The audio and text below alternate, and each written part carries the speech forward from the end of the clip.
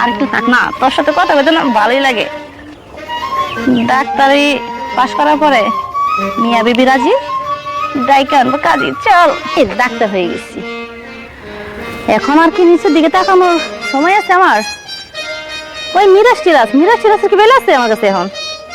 এখন আমি একজন নাম করা ডাক্তার হয়ে গেছি, আল্লাহ যা করে ভালোই করে। এখন আমি যে যোগ্যতা হিসাবে একটা ডাক্তার দেখে বিয়ে করে নিব।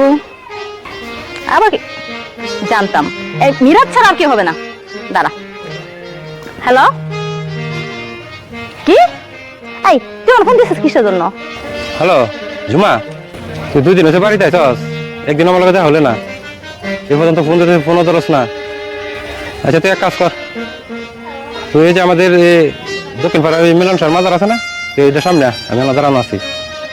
মিলন স্যার মাজারের সামনে তুই? না না দেখ, আমি যাইতে পারবো না, আমার সময় নেই। কত কত রোগী সিরিয়াল দেওয়া বসে রয়েছে,